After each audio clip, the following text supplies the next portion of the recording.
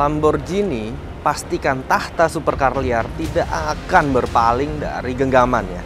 Hal itu semakin jelas dengan munculnya mobil ini. Angka 2 pada LP582 mengartikan mobil ini menggunakan two-wheel drive. Penasaran dengan mobil ini? Inilah Lamborghini Huracan Spider LP582.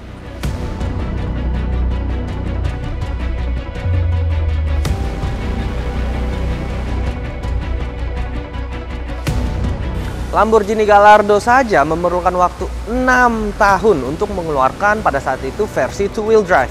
Tapi Huracan ini langsung mengeluarkan versi two-wheel drive setelah four-wheel drive-nya keluar. Hal ini karena pabrikan Lamborghini saya yakin cukup merasa percaya diri dengan versi Huracan ini.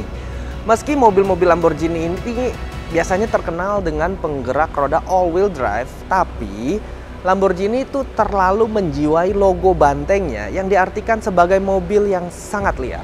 Dengan munculnya varian rear-wheel drive semacam Gallardo 552 dan Lamborghini Huracan 582, mereka memastikan bahwa tahta supercar liar tidak akan berpaling dari genggamannya. Sebagai informasi, LP580-2 berarti longitudinal posterior yang mengacu pada posisi mesin di mobil. Dan angka 580 jelas mengartikan 580 horsepower. Adapun angka 2 di belakang berarti 2 penggerak roda belakang.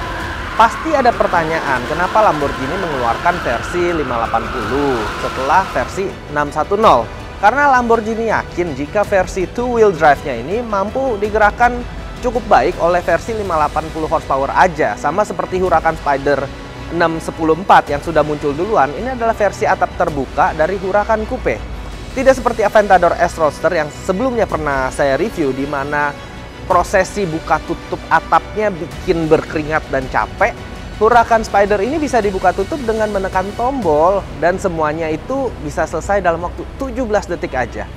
Bisa sambil jalan juga, asalkan lebih rendah dari 50 km per jam.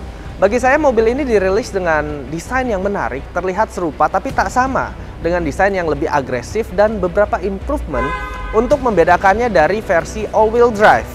Warna Rosso Mars pada mobil ini semakin memberikan kesan sporty dan cukup eye-catching ya. Mobil ini juga unik, menonjol, dan memang fun to drive. Memang secara desain seluruh Lamborghini Huracan hampir mirip bentuknya, namun pada versi 582 ia memiliki desain bumper yang lebih besar di sini kelihatan, terutama pada airdam di sisi kanan dan kirinya. Airdam ini memiliki aksen mirip sirip bagian tengah, berbeda dengan 614 yang bergaya honeycomb. Untuk velg yang dihadirkan di Indonesia menggunakan 20 inch dengan warna hitam dan desain palang 5 berbentuk prisma. Tampilannya khas Lambo yang sangat sporty, memiliki dimensi panjang 4,4 meter, lebar 1,9 meter, dan tinggi 1,1 meter. Sedangkan beratnya 1.389 kg berkat kombinasi penggunaan aluminium, baja, dan carbon fiber pada bagian bodinya. Lamborghini Huracan versi ini juga dilengkapi dengan perlengkapan dan fitur keselamatan yang sangat baik. Contohnya seperti lampu depan LED, dan lampu LED ini ada daytime running yang dapat memberikan penerangan yang jelas pada siang ataupun malam hari. Serta ada defroster kaca depan dan belakang, itu buat di luar negeri kalau beku mungkin ya. Di bagian depan bumper juga memiliki fitur baru, yaitu dengan intake udara depan yang secara khusus mengarahkan udara sebagai pendingin dan juga angin untuk meningkatkan downforce dan tekanan ke bagian roda depan. Di bagian belakang mobil, bibir spoiler bekerja sama dengan rising diffuser yang terletak di bagian bawah bodi mobil.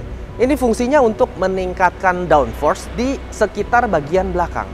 Sebagai hasilnya, Huracan ini tidak lagi memerlukan pemasangan spoiler belakang. Penasaran dengan interiornya? Sekarang ayo kita lihat.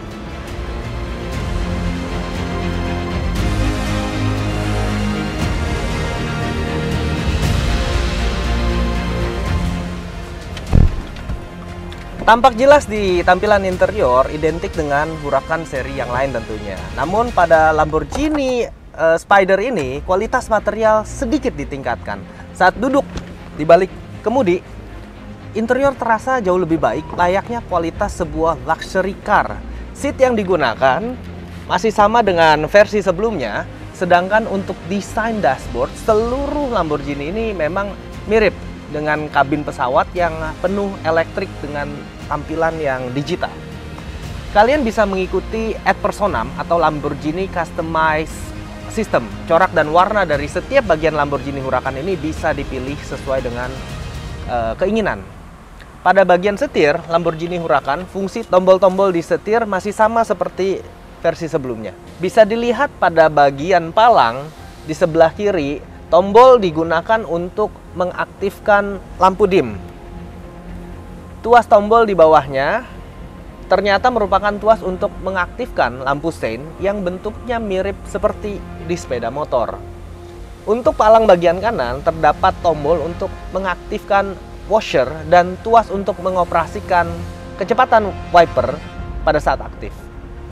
Bukan tanpa tujuan, fitur tersebut yang umumnya diletakkan pada tuas terpisah disatukan di palang setir supaya pengemudi dapat dengan mudah hanya menggunakan jempol untuk mengoperasikannya. Bahkan, tuas pengoperasian mode berkendara pun juga diletakkan di palang setir bagian bawah untuk memperkuat aura sensasi berkendaranya. Terkecuali tombol untuk pengoperasian layar mid, layar tengah, diletakkan di bagian bawah dekat area klakson. Serta tombol kosong di sebelah kanannya seharusnya berfungsi untuk fitur cruise control. Itu yang menjadi fitur optional. Untuk 3 mode berkendara pun masih sama, yaitu Strada untuk berkendara harian yang nyaman, ada fitur Sport untuk mengatur suspensi dan roda kemudi yang lebih responsif, dan tentunya fitur Corsa untuk mengeluarkan seluruh kemampuan berakselerasi dan handling dari mobil ini. Nah, sekarang saya ingin coba seni menggerakkan roda belakang di jalanan tuh seperti apa.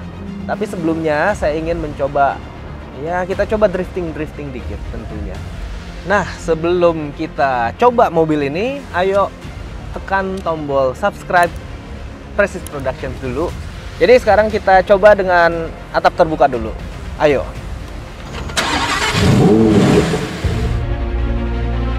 Jadi memang untuk melakukan drifting atau donat, Lamborghini Huracan 580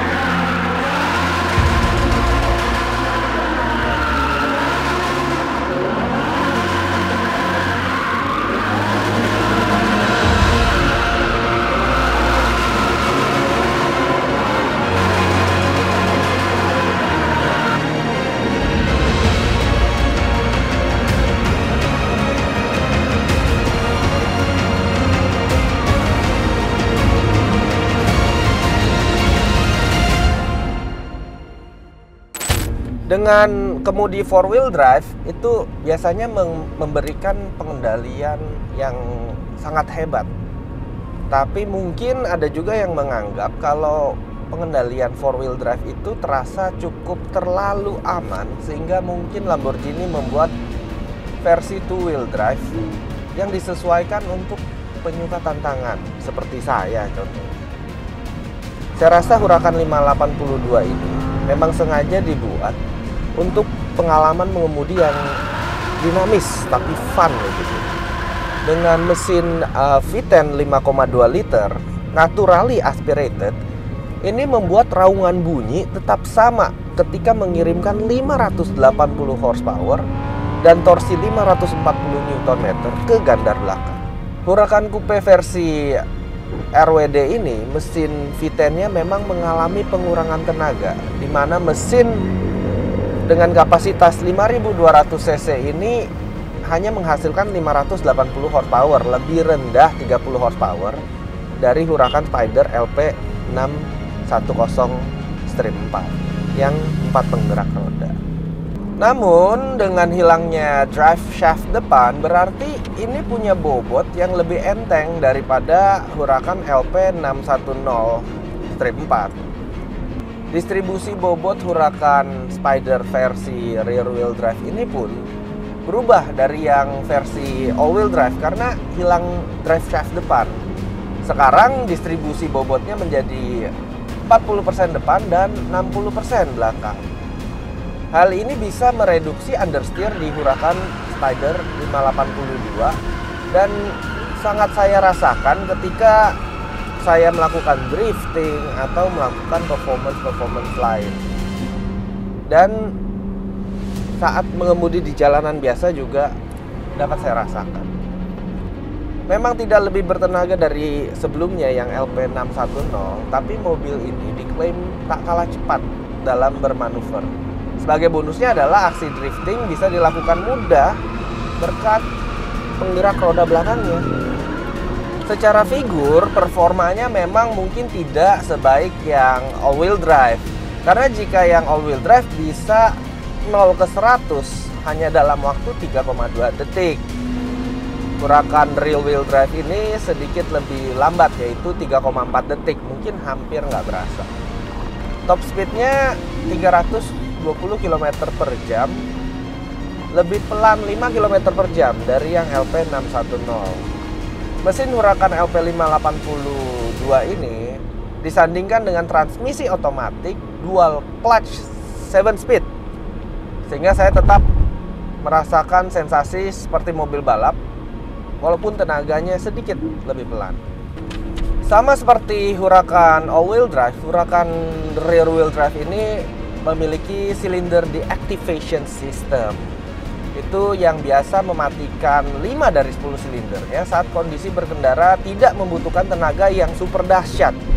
Oh, dan juga karena tidak lagi berpenggerak all-wheel drive, maka engineer Lamborghini harus mendesain ulang sistem stability control dan traction controlnya. Dan suspensinya juga ini dibuat sedikit lebih keras.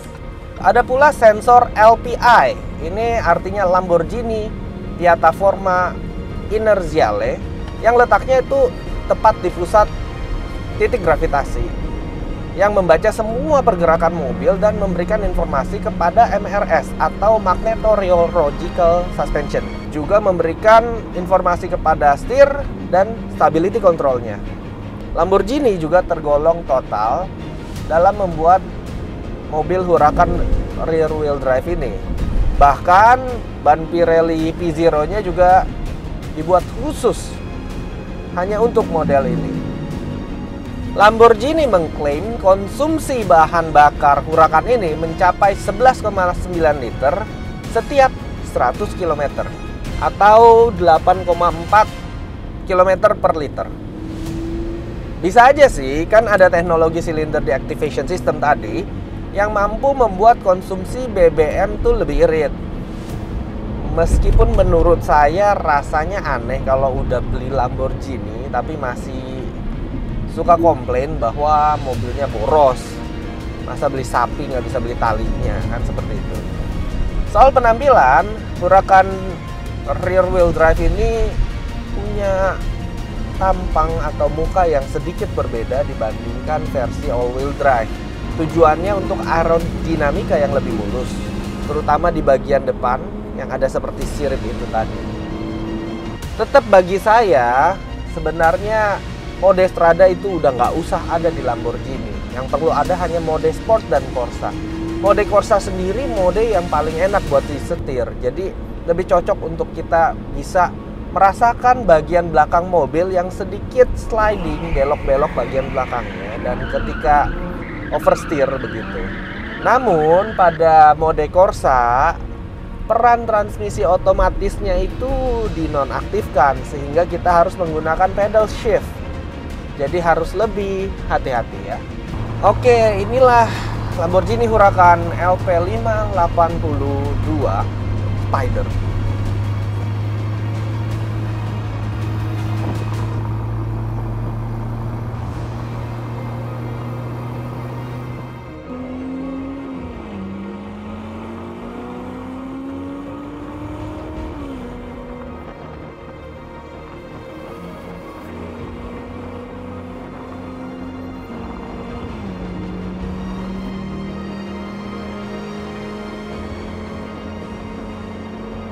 Ini menggerakkan roda belakang mungkin adalah salah satu tantangan saya ketika mengendarai mobil ini.